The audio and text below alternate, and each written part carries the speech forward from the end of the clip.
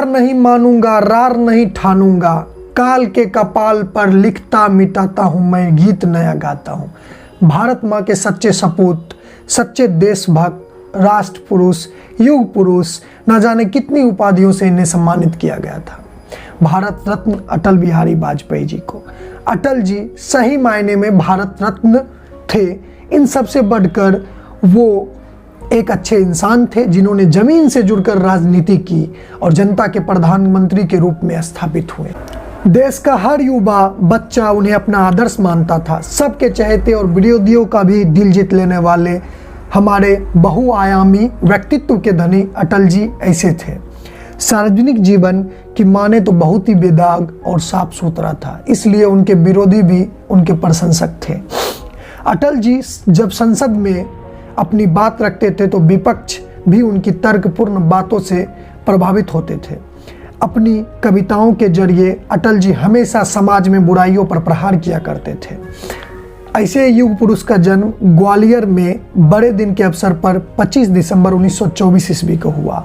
अटल जी के पिता का नाम कृष्ण बिहारी वाजपेयी और माता का नाम कृष्णा वाजपेयी था।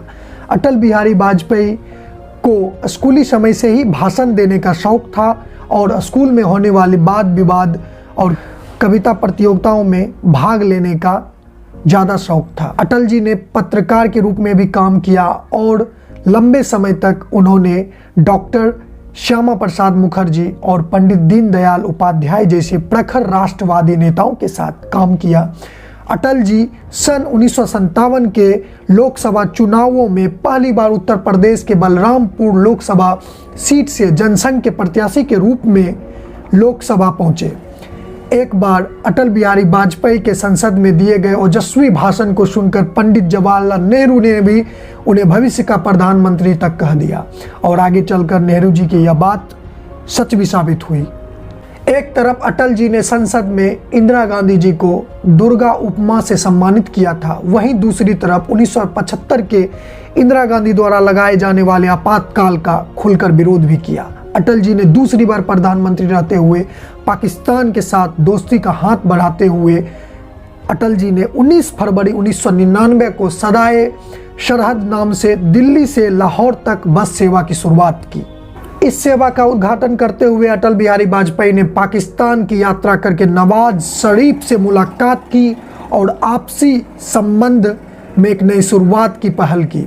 लेकिन कुछ ही समय बाद पाकिस्तान के जनरल परवेज मुशर्रफ की शाह में पाकिस्तानी सेना और आतंकवादियों ने कारगिल क्षेत्र में घुसपैठ कर कई पहाड़ियों को अपना अड्डा बना लिया। हमारे भारतीय सैनिक भी कुछ कम नहीं थे। भारतीय सेना और वायुसेना ने मिलकर पाकिस्तानी सैनिकों और आतंकवादियों को कारगिल के क्षेत्र से मार भगाया। हमारी सेना ने पाकिस्तानी सेना और आतंकवादियों को पाकिस्तान के सीमा में वापस जाने पर मजबूर कर दिया। एक बार फिर पाकिस्तान को मुंह की खानी पड़ी और भारत को विजय श्री मिला। कारगिल युद्ध के विजय के बाद चारों तरफ अटल बिहारी वाजपेयी जी का सम्मान होने लगा। कारगिल युद्ध में विजय श्री के बाद हुए 1999 के लोकसभा चुनाव में भाजपा अटल बिहारी जी के नेतृत्व में फिर एक बार सबसे बड़ी पार्टी के रूप में उभरी। जहां एक तरफ अमेरिका जैसे देश भारत के पोखरण परीक्षण पर नजर रखने के लिए अरबों रुपये खर्च कर रहा था, वहीं दूसरी तरफ प्रधानमंत्री अटल बिहारी जी के नेतृत्व में हमारे वैज्ञानिकों ने परमाणु परीक्षण सफल कर दिया और ये सफलता पूरे विश्व में भारत का डंका बजा रहा था।